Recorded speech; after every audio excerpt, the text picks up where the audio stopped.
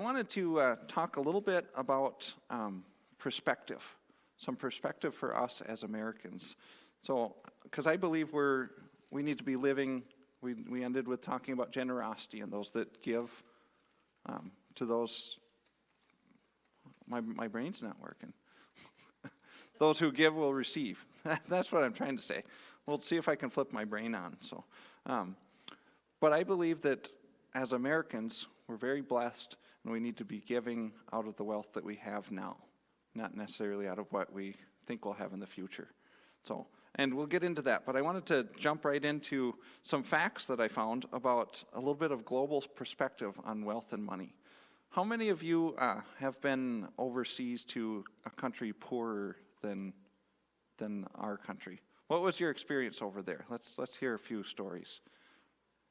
Where did you go, and what was it like? Brazil, especially southern Brazil, in their winter, our June, but in their winter.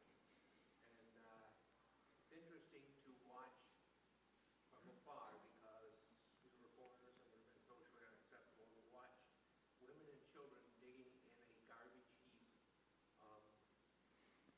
100 by 50 by 30 feet tall for food for the day or something. Wow. And not just one or two, but that's what they did. Yeah. Or to live in, look down the street, 20 buildings on it put together by cardboard and tin and 2x4s and whatever they could get.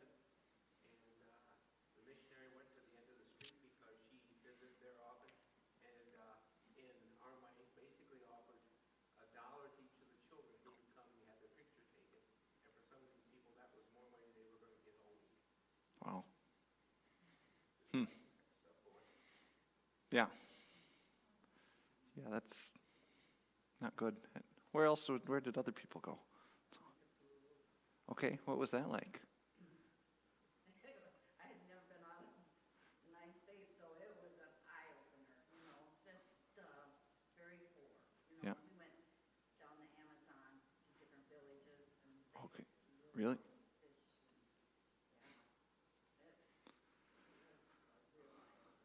Yeah. Yeah, going overseas is an eye-opener. So, anyone else? Did you raise your hand, Sandy? Where did you go? Yeah, So, it's okay. very nice on the beach. Yeah. The hotels are very, very nice. But we went back in time into their world. The grocery stores, ours is so different from theirs. They make you go home with a new perspective to Yeah. appreciate our high ethics, the Yeah. hygiene, Yep. the way everything's laid out so nicely. Yeah. We have very nice here in America. Well, our grocery stores are just bigger. Have you been to grocery stores overseas? They're all packed in, a little small. I mean, we got big open grocery stores, and Yeah, they had chicken. so They had chicken in no refrigerators in the yeah. stores. Everything was out on the streets, like. Yeah.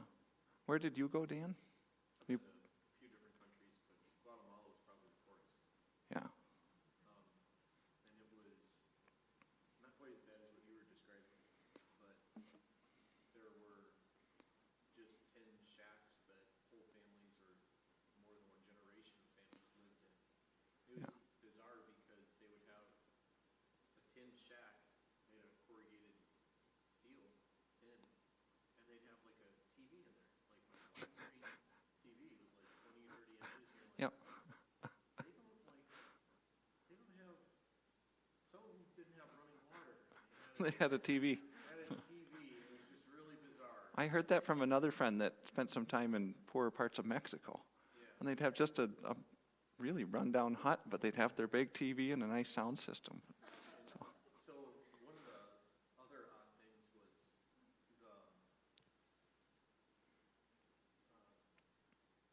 Sandy was talking about grocery stores, but we went into places where everything was strapped down. Everything was zip tied to the wall, and there was only one. So if you wanted something to buy something, hardware store, whatever, you said, I want one of those, and they went in the back and got it to you, and gave it to you behind iron bars. oh, Given to you. There weren't things out that you took to the counter to buy. yeah. because I suppose theft was too big. 40 years ago, I saw that in Brazil too. Yeah, it Huh. was, yeah, everything was locked up. Yeah. Unless it was, that was like a bigger store. A smaller store might have some things that were out and about that you could take, but Yeah. they have armed guards at almost every store. Huh. It was definitely different. That was different. Yeah. I got to, in college, I went on a 6-week missions trip to Turkey. And Turkey's not exceptionally poor by world standards, but living there for 6 weeks was really interesting. It's nothing like the U.S. Like when we went grocery shopping, we'd have to go to 3 different stores to actually get everything we wanted. It would take half a day because you'd have to walk to the different spots, and made me appreciate our American grocery stores. But what was surprising to me was the whole 6 weeks that we were there, I was, the goal was to meet people our age. Only one person the whole 6 weeks owned a car. So for some reason, that was just kind of shocked me, because growing up in this area, as soon as you get 16, you find way to save some money, and even if it's a cheap car, buy a car. And only one college student I met the whole 6 weeks owned a car. So that was interesting. And then I had a chance to go to Jamaica for 10 days.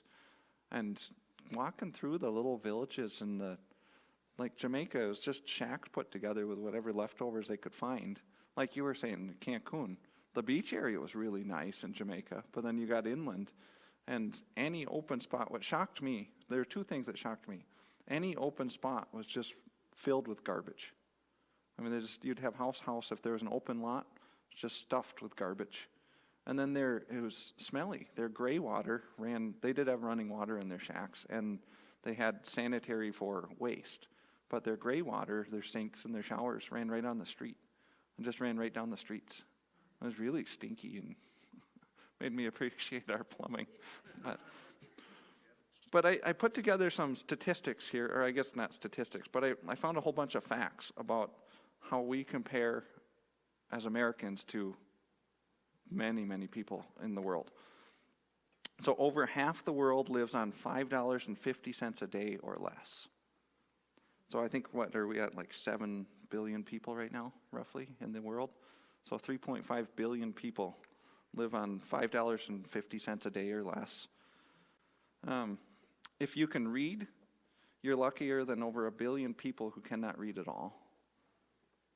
If you can attend any meeting you want, political, religious, social, then you are luckier than 3 billion people in the world. If you have food in the refrigerator, clothes on your back, a roof over your head, and a place to sleep, then you are richer than 75%. You're richer than 75% of this world. Those 3 things were food in the refrigerator, clothes on your back, 4 things, roof over your head, and a place to sleep. Richer than 75% of people in this world. If you have $2,200 in this world, you're rich, and that's just assets, not $2,200 of cash. You could accumulate anything you own that could be sold for $2,200. You're in the top 50% of the world's wealthiest people. If you just have $2,200 of assets you can put together. If you made $1,500 last year, you're in the top 20% of the world's income earners. Only $1,500 puts you in the top 20% of the world's income earners.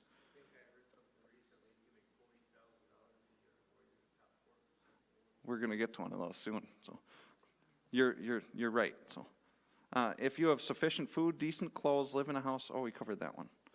No, we didn't cover this one. It's similar. If you have sufficient food, decent clothes, live in a house or apartment, and have a reasonably reliable means of transportation, you are among the top 15% of the world's wealthiest.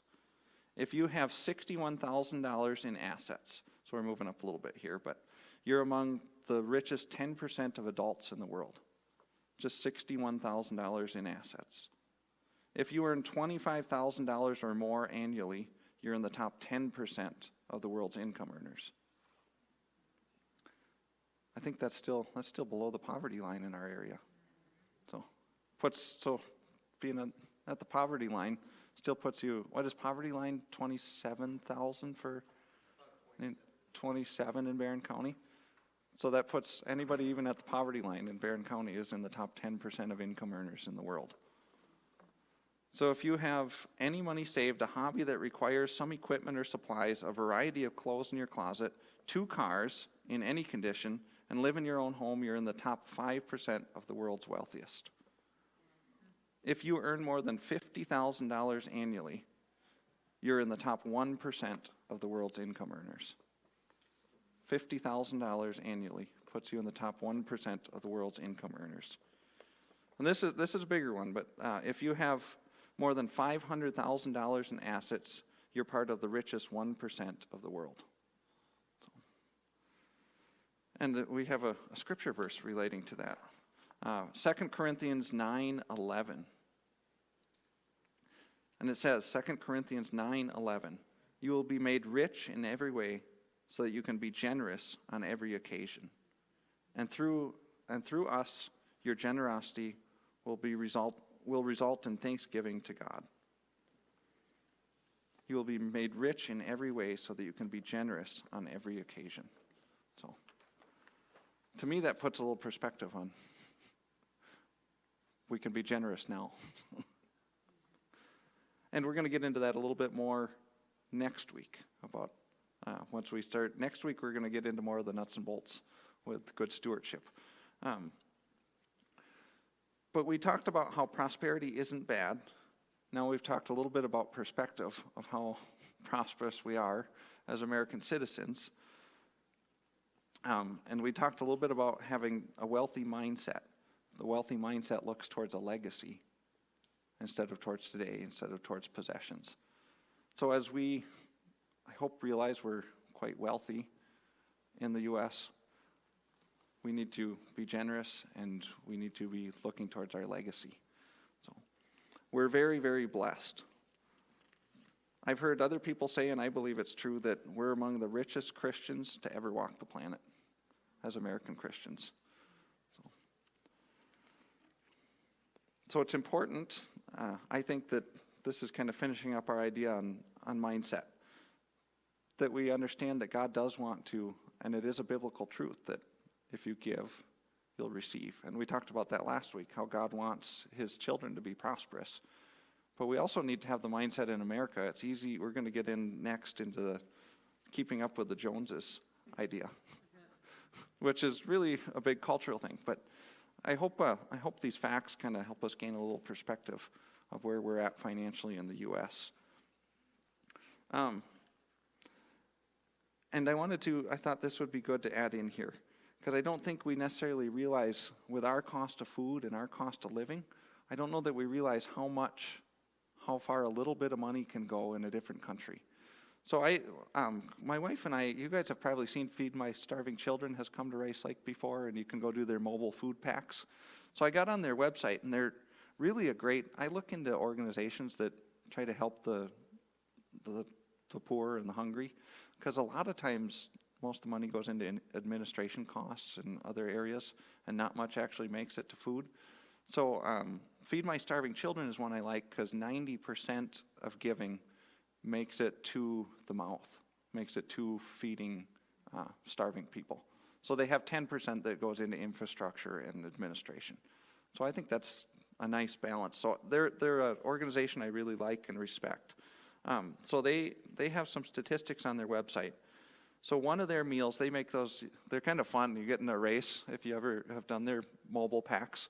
They got chicken, veggies, soy, and rice, because they drill that in your head, and you get in a little assembly line and you try to pack it as fast as you can, and they have the hour that packed before you. They have a big number on the screen how many meals they packed, so you're in there trying to beat the group in before you how many meals they packed in an hour.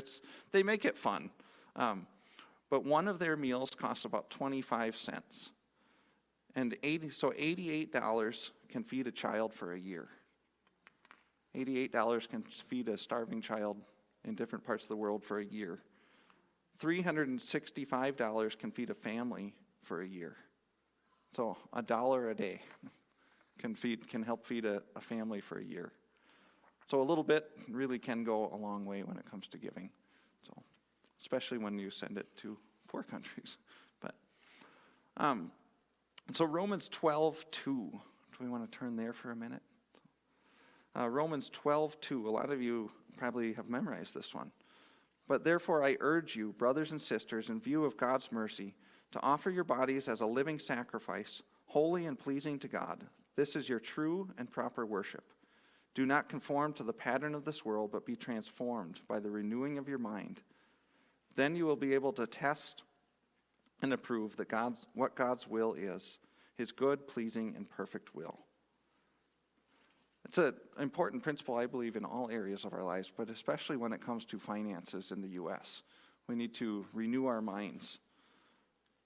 And that's what's going to bring us into that idea of renewing our minds to thinking in a God-honoring and a biblical model of finances. We're going to move into tackling the idea of keeping up with the Joneses. So who can describe to me what that means? When we use the phrase keeping up with the Joneses, what does that look like? Mm-hmm. Buy a new car, you gotta go buy a new car. They get a bigger house, you get a bigger house. But then they wouldn't be your neighbor anymore. No, I'm just picking on you. No, that's true. The bigger house next to them, I see. Well played. So, any other thoughts on keeping up with the Joneses? What would that look like? It's a rat race when you realize they're trying to keep up with you and you're the Joneses. Well done, Ron. You just keep wanting to win these answers, don't you? The joke no, that's good. So, it is a mindset of desiring nicer things than what anyone else has. It's a competition, really, isn't it?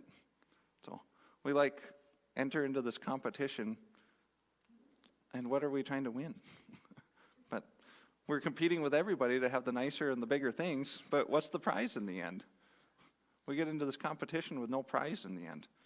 So, and more debt. The prize in reality ends up being, if you go finance all the bigger and nicer things, your prize in the end is more debt.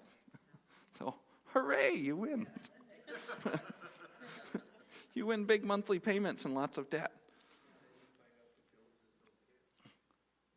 That's true. A lot of people don't really care if you have bigger, nicer things, and then a lot of people still do. But I had an interesting experience with this because I felt like this was a mindset that I had to deal with, and I came at it from maybe a different side or maybe a side that a lot of people do, but a different side than buying the nicer things to beat people. When I was driving school bus, I drove through some nice neighborhoods, and we talked about before how I didn't necessarily take pride in driving school bus, and it wasn't my career choice, my ideal career choice. But we would drive through these nice neighborhoods, and I'd pick up the kids, and as the neighborhoods with the big houses, and they had the boats and the four-wheelers, and they drove nice cars. And I was driving school bus at the time, so did not have the finances to have the big house and the boat and the cars and everything. And the way I fell into this mindset of keeping up with the Joneses is I wanted that. I wanted the house and the boats and the cars and the toys and what I saw the lifestyle they were living, but I couldn't have it. So it actually, in the end, it made me depressed. So the keeping up with the Joneses idea, it just, because I couldn't have it, it brought depression into my life. Well, I let depression into my life because I wanted those things and I couldn't have them. I couldn't keep up with the Joneses, and it was a battle I had to fight and win. So I think it was a really good season in my life in the end because I needed to break off that mindset. But it was a lesson I really had to learn. Did you know the Bible talks about the keeping up with the Joneses mindset? So it does. So we're going to go to Ecclesiastes chapter 4, verses 4 through 6. So Ecclesiastes 4 through 6. I'll give you a second to turn there. I realized after thinking about last week that I was getting mixed up in my notes and trying to flip my Bible open. So I just copied and pasted. I hope it's okay that I cheat. I copied and pasted this week and put them all right on my paper. So Ecclesiastes 4 through 6. I have also learned why people work so hard to succeed. It is because they envy things their neighbors have. but it is useless. It is like chasing the wind. They say that we would be fools to fold our hands and let ourselves starve to death. Maybe so. But it is better to have only a little with peace of mind than be busy all the time with both hands trying to catch the wind. I have learned why people work so hard to succeed, because they envy the things their neighbors have. I'd say that's the keeping up with the Joneses idea. And I found it really interesting, the phrase it used. It's like chasing the wind. How effective is it to chase the wind? I'm pretty sure my kids try it a lot. But they make a lot of wind in the process too. But chasing the wind. And it goes on to say that it's better to have a little with peace of mind than to be busy all the time. It's better to have a little with peace of mind. So I believe this is a really good truth, that peace of mind should be of high value to us. And my wife and I have placed a high value on peace of mind. We have for a long time. And we've made a lot of decisions. We weigh a lot of decisions and have made a lot of decisions placing peace of mind at a higher position than other things in our lives. So we have never had a vehicle payment. I grew up in an auto body shop, so this helps. So I've been able to buy really cheap cars and fix a few things and drive them and keep them running. And a lot of times I was blessed and I was able to fix them up and make some money in the end. So we drive reasonably nice vehicles now, but it was through being able to fix them up. But we've never had a vehicle payment. And we could have a nicer vehicle. We could keep up with the Joneses and have a vehicle payment. But we've placed value on peace of mind. So we just drive something with a few more miles that runs good and does what we need to for the sake of having peace of mind, of not having that extra payment. I have a friend that he's single. He's basically structured his whole life so that with the idea of he wants his freedom and he likes having peace of mind. And he's structured his life so his expenses are really low, and then he doesn't have to work a whole lot to pay his expenses, and he has tons of freedom. And he has peace of mind because his expenses he's done a good job of making them incredibly low. And he's single, so he doesn't have to feed many mouths. That's expensive. But it's interesting. I've learned a lot from him, actually, that he places such a high value on not having financial stress in his life and having freedom to do what he wants when he wants. And he lives a great life. So it's actually pretty cool to see.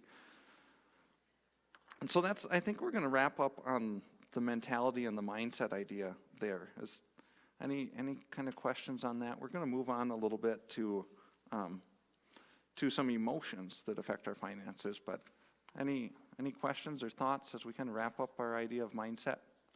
So, no? Okay. So I wanted to, as we get into some emotions that can play into our financial decisions, I wanted to start with the idea that more money won't necessarily fix our financial problems. Did you know that nearly 1/3 of lottery winners eventually declare bankruptcy? 1/3. So I looked up some statistics. I like numbers. I hope that's okay with you guys. So I look up numbers. So I got on, found a website that tracked bankruptcy rates over the years. So I wanted to do a little comparison.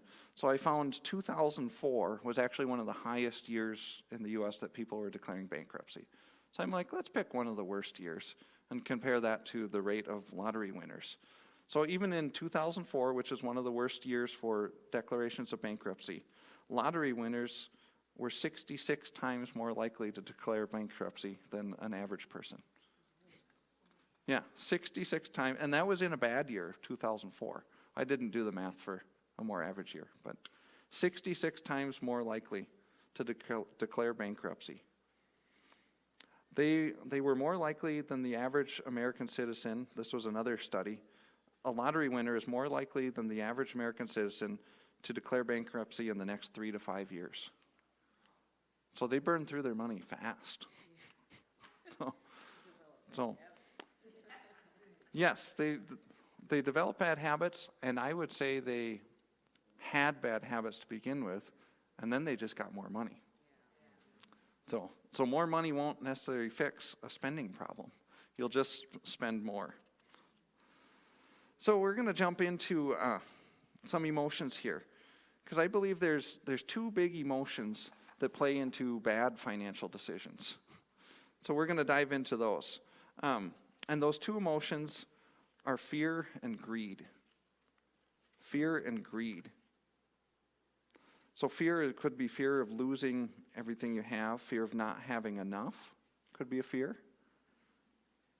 And it can be a powerful motivator. Fear can stop us from making good financial decisions. Greed would be always wanting more.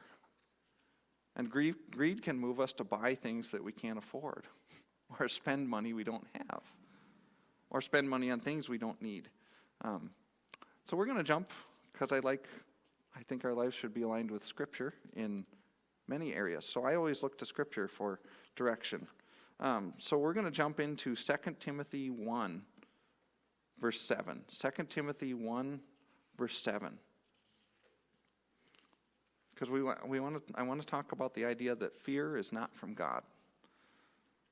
And 2 Timothy 1, verse 7 says, "For God has not given us a spirit of fear, but of power and of love and of a sound mind." Did you catch that part? A sound mind. I would say that's making wise decisions.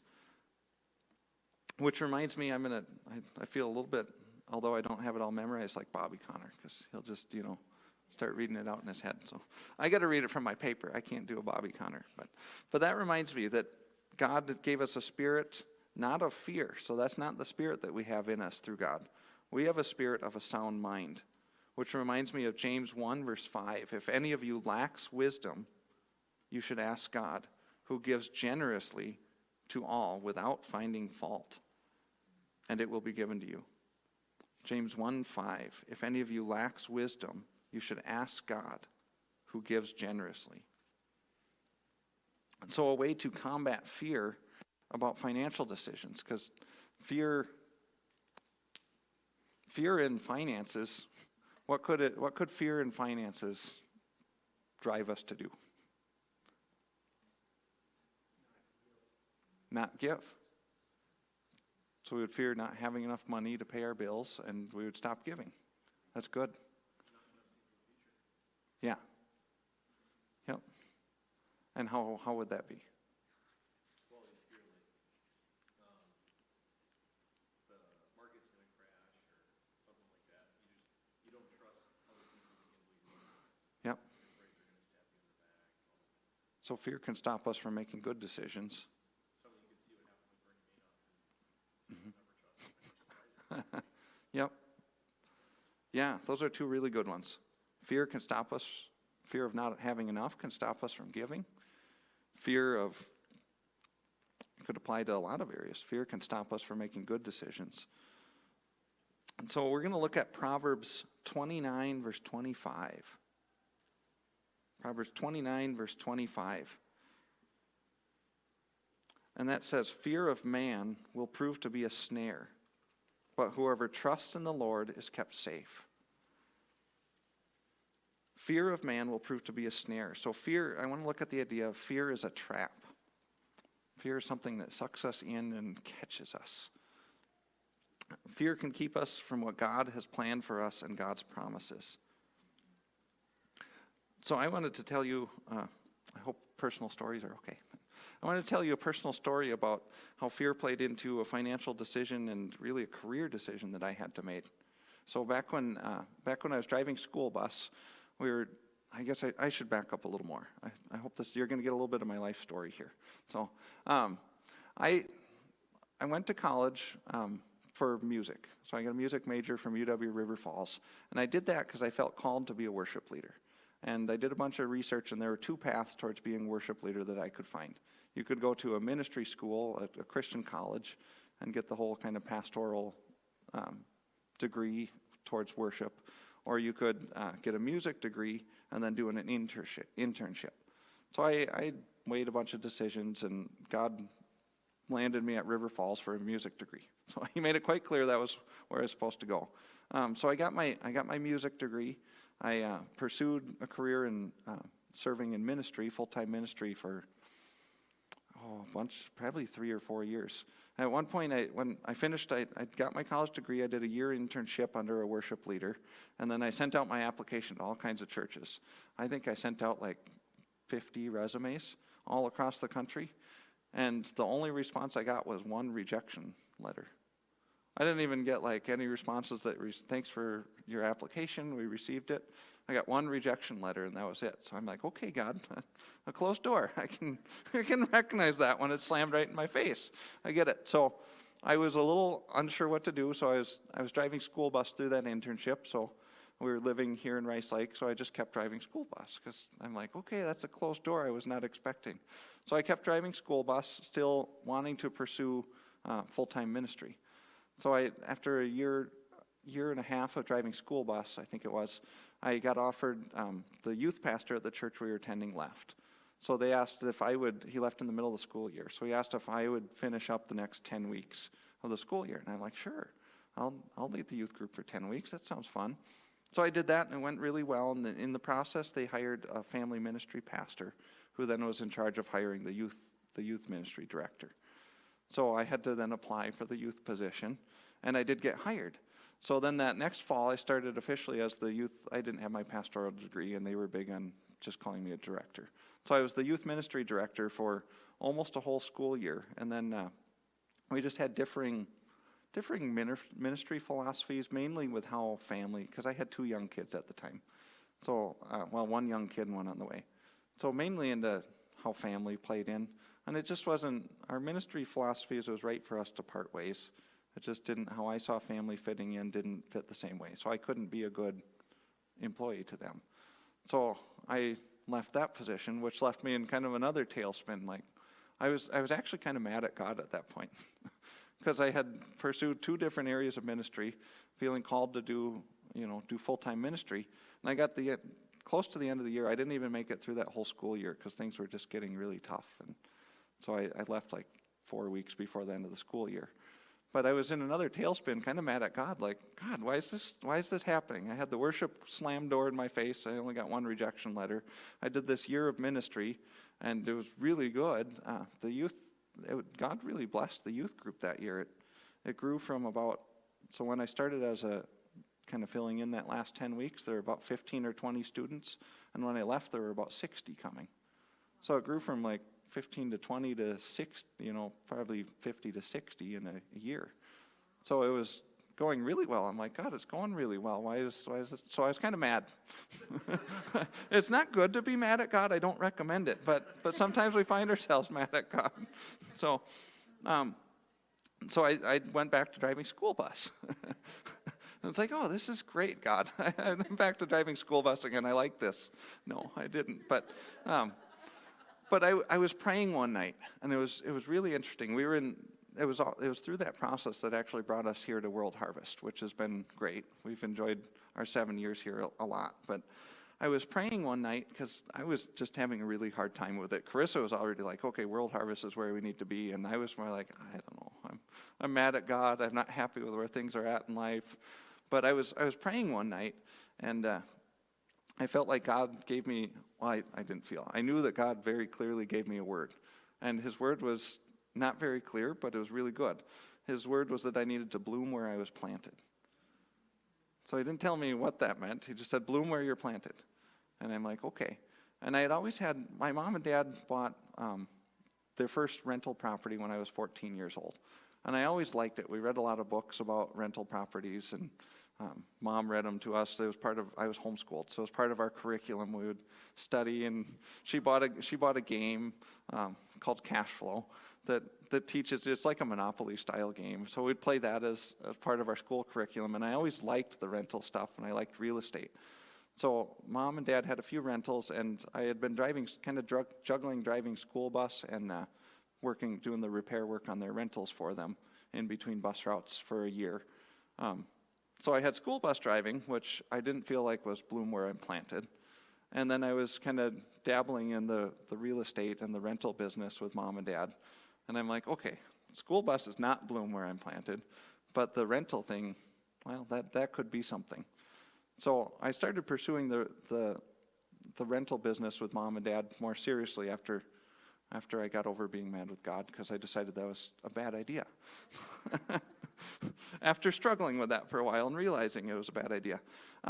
So about after getting that word from God to bloom where I was planted and starting to pursue the rentals, and it was not fun juggling driving school bus and trying to do repairs, because I would have to leave the job site at about 2:30 to go drive my afternoon bus route. And I'd always be in the middle of something. So I'd have to try to find a stopping point in the job and pack everything up and get to my route on time, because I had to be there. There was no flexibility. So it was not working well.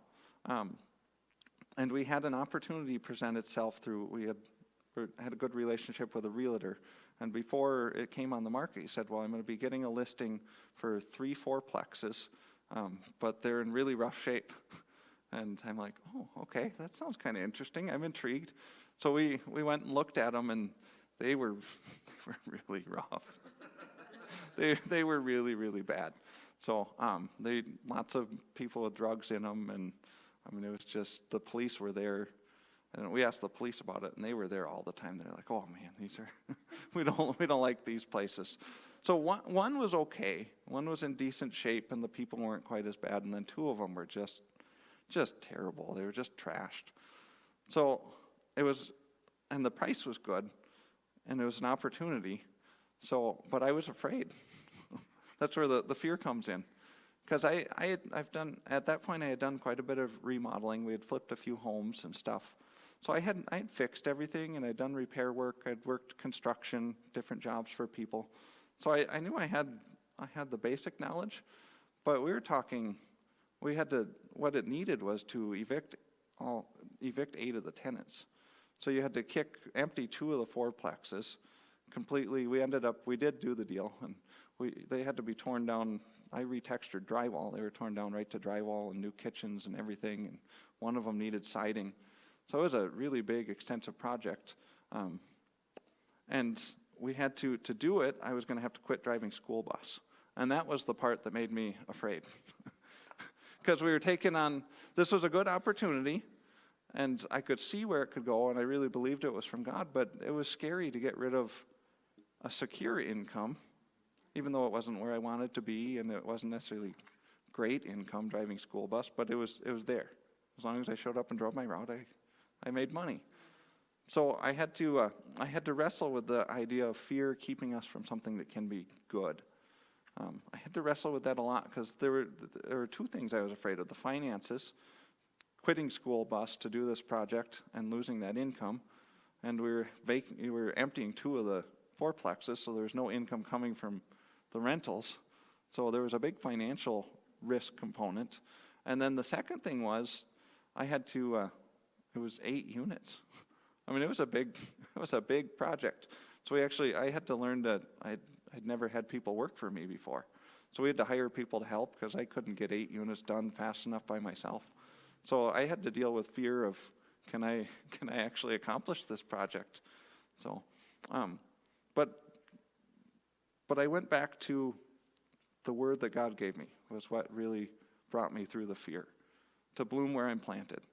So at that point, I knew that I was supposed to pursue rentals, because I was planted in Rice Lake. The only things I had that would go anywhere was the rental business. So I knew I was supposed to bloom in the real estate and the rentals, and I knew this opportunity was from God, because the realtors actually helped put it together for us. Like, well, you know how the real estate world works.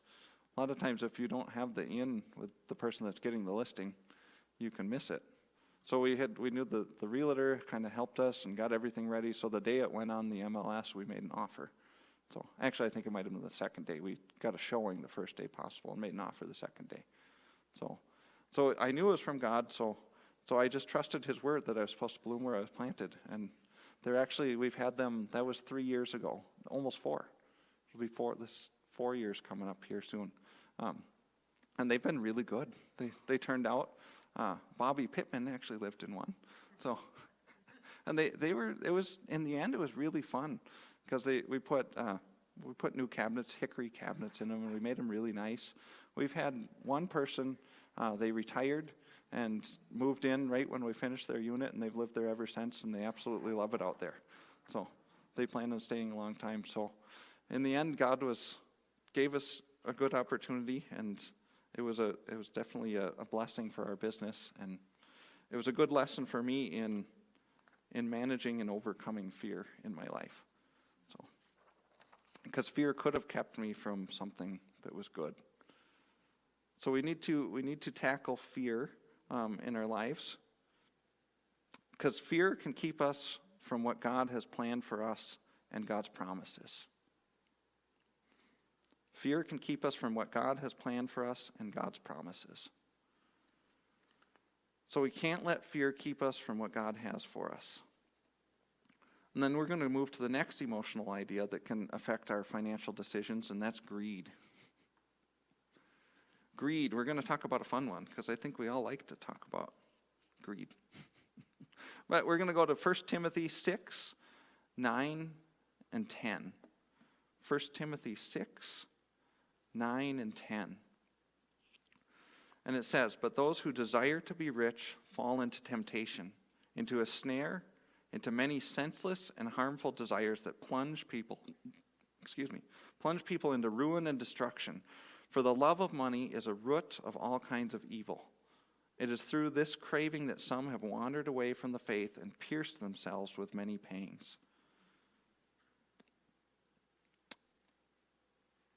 There's a few keys in there. So those that desire to be rich fall into temptation, and we get the idea of a trap again, a snare. And then we have the love of money is the root of all kinds of evil. So what happens when we get trapped into a greedy desire? Any ideas what greed could look like in our lives?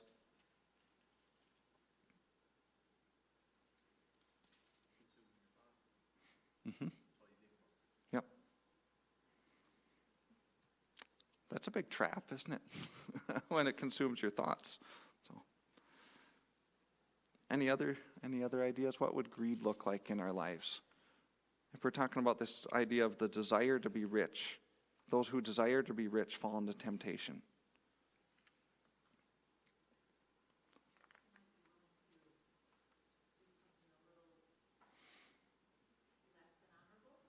Ooh, yeah, that's true. Ooh, that's good. Yeah. That's really true. That's good. Based on what you talked about last week between the wealth and rich, the greedy bottom line is me. Yeah, It's not, it may not even be me and my family, it's just me. just me. Yeah, just me. That's good. I like the part in here that says it leads to senseless and harmful desires. I guess I shouldn't say I like this. I find it interesting and educational. Like is not the right term. It's interesting and educational that it says that it leads to senseless and harmful desires. So I was thinking about that, and greed, the big ones, we know, and it can take us away from God. It can lead us to do things that aren't honorable. But I was thinking about how greed, it can be kind of a slippery slope. So it says plunge people into ruin and destruction. So it can a lot of times be the little things that get us into trouble. It can be the little greedy desire that then leads to the next one and leads to the next one. It reminds me of selfishness. Selfishness is an enemy of love. Yeah. Mm-hmm. Yeah, it is. Greed in a way is really selfish. They pretty much go hand in hand. Greed and selfishness are, like Ron was saying, me. It's about me. So it made me think of Luke chapter 12, 15. Luke chapter 12, verse 15. And he said to them, "Take care and be on your guard against all covetousness, for one's life does not consist in abundance of possessions." Take care and be on your guard against all covetousness, for life for one's life does not consist in the abundance of possessions. And Proverbs 13:11, wealth gained hastily will dwindle, but whoever gathers little by little will increase it. Wealth gained hastily will dwindle, but whoever gathers little by little will increase it. So these two, that's Proverbs 13:11. Luke 12:15. So these two ideas connected in my brain. I hope you're okay with my connections, because it's how my brain works. So take care to guard yourself against all covetousness. Connected to, in my brain, to wealth gained hastily will dwindle. Because what happens when we covet, when we get greedy? We start spending more. We start wasting money. We start making unwise decisions. And if we get a bunch of money, like we talked about, this is all my connections. I hope you're tracking with my brain. Some people, my wife sometimes doesn't understand my brain. I would say most of the time. But so this is all connecting in my head.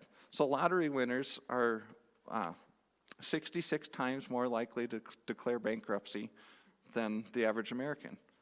So they gained their wealth hastily. They didn't take care. They didn't guard their covetousness. Well, I'm making an assumption here since they went bankrupt. I would assume they didn't guard against covetousness, and they spent all their money, and then they declared bankruptcy. So it all connected in my brain. I hope you're tracking with me. That wealth gained hastily will dwindle. So it's the small steps that I think lead the lottery winner into destruction. They get all that money, and then they don't stop that covetousness, and they probably go out and buy a few big things, and then I'm sure at some point they realize, I'm spending a lot of money, and my bank account is shrinking. So at some point they have to have the realization that I should stop doing this. But because they had that step after step of buying, they keep buying things, that then they just keep spending it all. So I think there's a process here that in the second part, it says, but whoever gathers little by little will increase it. So what does it take to gather little by little is where my brain went, and to increase it. So the first thing that came to my mind is contentment. That to guard against covetousness, you have to be content where you're at in that little bit. You have to not go blow it all, and you have to be content. And you have to learn to manage what you do have. That was the next thing that came to my mind. To gain little by little. But whoever gathers little by little will increase. So we have to learn to manage what we have. And sometimes that's really important before God can take us to the next step, is to learn to manage what we do have so we can be responsible with the next increase that he wants to give us. We can, during this time of learning and growing little by little, we can refine and clarify our goals. So I'm a big goal person, setting goals and trying to achieve them. But sometimes you don't know what your goals should be. Like with me and my rental business, before God told me to bloom where I planted, and I started little by little learning about this and seeing what it could be and setting new goals, I didn't really know what a goal should be in my rental business. So in our rental business. So sometimes we need to sometimes we need the process of little by little to learn what we need for the next step. Sometimes we might need to deal with a spending habit in the process of gaining little by little. It gives us time and the freedom to do that, because we don't have the temptation of the lottery winner. We don't have a big bank account. So gaining little by little can remove some temptation from our lives. So that way when God does bless us and we are prosperous, we have gained the skills we need, and we haven't had to fight that big temptation of a lottery winner. So another spending idea here that plays in, or another spending statistic. 60% of Americans spend all or more money than they make. This is that spending mentality that I believe can get broke off in the process of gaining little by little. The average credit card debt. So looking at average credit card balance shows that 75% of consumers who have one or more credit cards carry an average credit card balance of over $6,200. So 75% of credit card holders carry an average balance of $6,200. That's not good. And I think that would show a spending habit that a credit card's a big temptation because it can actually fight against that gaining little by little because you have the credit there and you end up with the debt that then goes along with the things that you bought. So the process of gaining little by little, I've noticed in my life, has been really important, especially on the business side of things. You're probably seeing this in real estate, Anna, that there's a lot to learn when you get into a new thing that God's called you to. It takes time. I mean, I've had to learn tons of different skills that if I had jumped into the point where we're at in our business, at the start, I wouldn't have been successful because I didn't have the skills to manage people. I didn't have the skills to do these other aspects of my business. So it was really the little by little growth that has played tremendously into where my life is at today and where our business and our finances are at. Yeah. I think sometimes fear of missing it will cause you to jump at something before you're ready for it. Ooh, Like, that's true. It's like, well, this is your one opportunity. If you don't get it, it's gone. Yeah. Well, you might not have that, Apostle Kim has said this. You might not have that exact same opportunity, but God will give you another opportunity. Yeah. I think sometimes that fear of, I'm going to miss it if I don't get in on this right now. Yeah. And then you go and, you overstep because you think this is your one shot. Yeah. A lot of people make that mistake. Yeah. Yeah, that's really good. That's a good observation, Dan. So I can definitely see that in my life. Fear of, because you want the opportunity, we want to take the opportunity, and fear of missing it, so we can buy something that wasn't a good deal. We bought one rental property that was that one. It was in Prairie Farm, which maybe should have been one of our first clues that it wouldn't be a good location for a rental. But in the end, because renters do pay down your mortgage and stuff, I mean, in the end, it did work okay, but boy, that one was tough for the length that we owned it. It was hard people down there, but it was really wanting to not miss an opportunity that we bought something in a really bad location. The real estate saying location, location, location. What are the three most important things? Location, location, location. Well, we picked Prairie Farm for a rental property. Which one did we break? But it's what you were saying that and the rental market is still the same for rental properties. There's not a lot of them that come up and they sell pretty quick. So it was like, we don't want to miss an opportunity. This one could be gone, and we pushed through it, so it did work out in the end, but it was not the wisest. I wouldn't recommend rental properties in Prairie Farm, let's just say that. So, but I like Prairie Farm. I wouldn't mind living in there as a community, but the jobs, So I'm not trying to say anything bad about Prairie Farm, but to get someone to rent in Prairie Farm, there's just not. People live in Prairie Farm because they like the small town area. They like it quiet, and they like the country. And like you guys live not too far from Prairie Farm. It's great country. Yeah. It's a phenomenal community. If you like the small town country, great place. But oh yeah, I love it now. Yeah. Yeah. Oh, and the people in the town, it's just the nicest little town ever. But you just could not find good renters and people that just wanted to live. It was a remodeled Wesleyan church that was turned into just little goofy apartment stuff. You just couldn't. People didn't want to live in those little goofy apartments. It was right on Main Street, so it was busy. It was just, it was like all the things you shouldn't do in real estate. But it's kind of what you're saying. We didn't want to miss an opportunity. Now I lost where I'm at. There we go. So we're going to flip to Proverbs 11, 11:28. Proverbs 11:28. And it says, whoever trusts in his riches will fall, but the righteous will flourish like a green leaf. Whoever trusts in riches will fall, but the righteous will flourish like a green leaf. I like that one.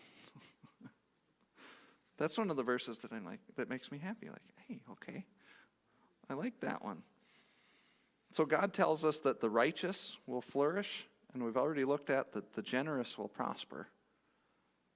So the righteous will flourish and the generous will prosper. So this is going back to that book From Poverty, Riches, and Wealth by Chris Vallotton.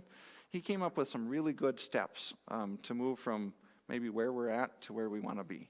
So if we have a mindset we want to deal with, or we have an emotion that's fear or greed or a different emotion that's running our finances, he came up with these 8 steps for how to move from where you're at to where you want to be. So number 1 is to discover who God says you are. Discover who God says you are.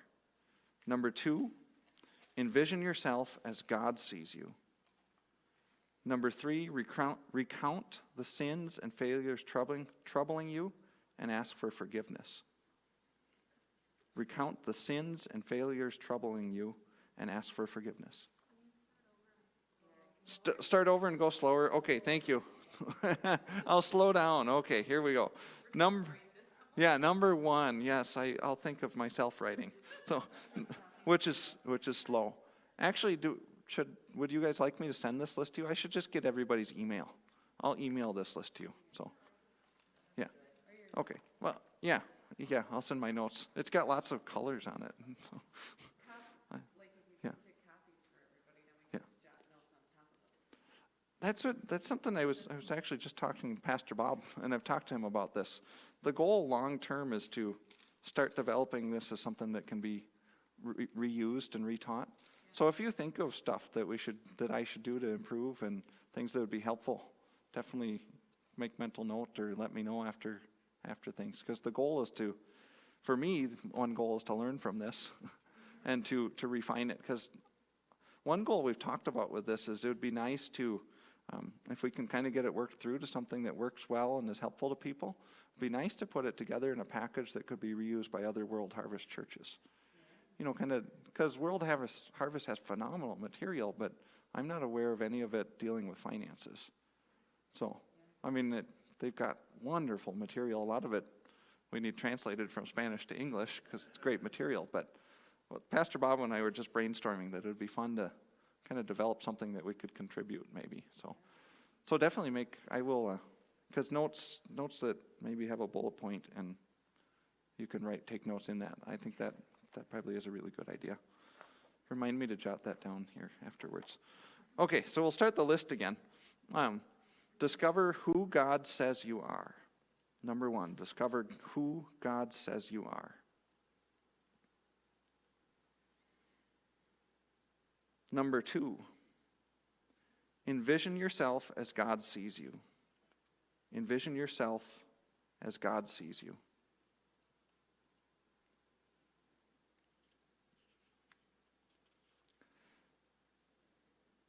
Number 3, recount the sins and failures troubling you and ask for forgiveness. Number 3, recount the sins and failures troubling you and ask for forgiveness.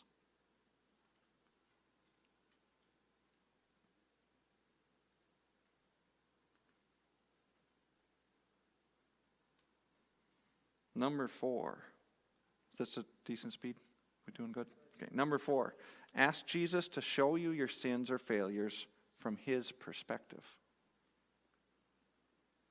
Number 4, ask Jesus to show you your sins or failures from his perspective. That's one I hadn't thought of before, which I started doing after I read the book, and it's actually really interesting to try to look at your mistakes and your sins in a different light. So it's helpful. Number 5, ask Jesus about cleanup and closure then take action. Ask Jesus about cleanup and closure, then take action.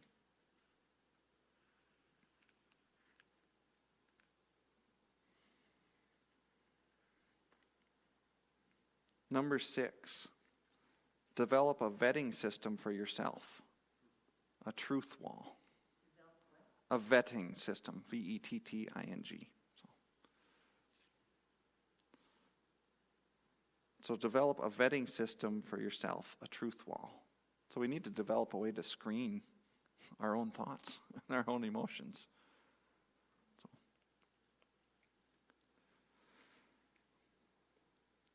7, make and memorize a list of the 5 most profound things Jesus says about you.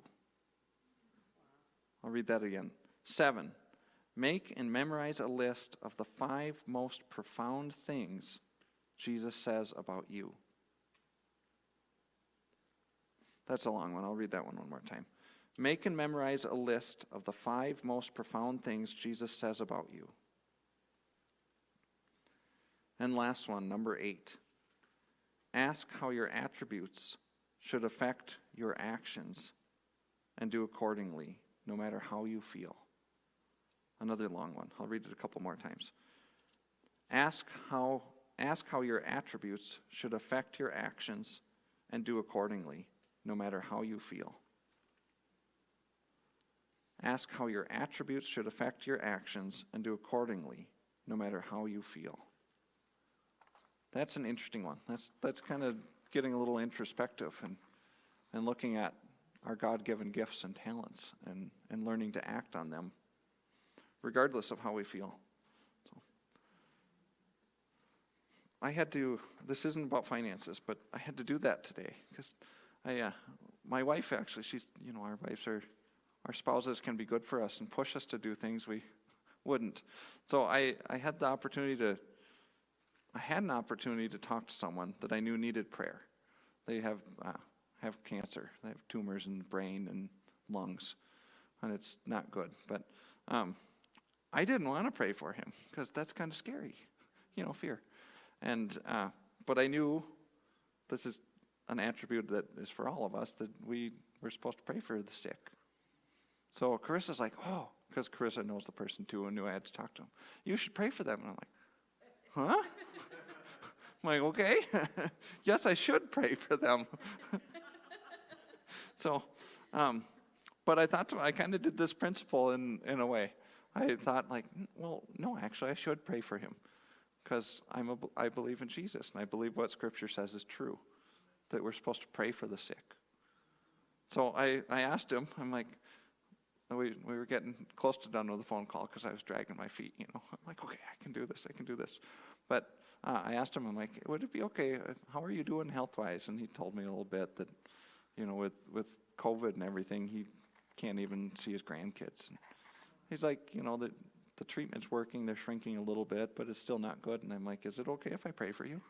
I'm like, I told him what Pastor Bob says to tell. So I'm like, I go to a church that believes that healing's for today. So is it okay if I pray for you to be healed?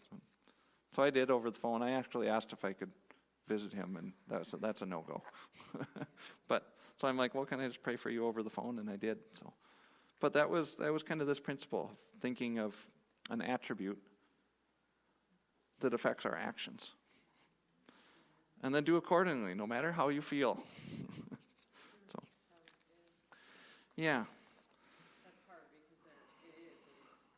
Even the sick, they're quarantining them, so you can't even lay your hands on them. Yeah.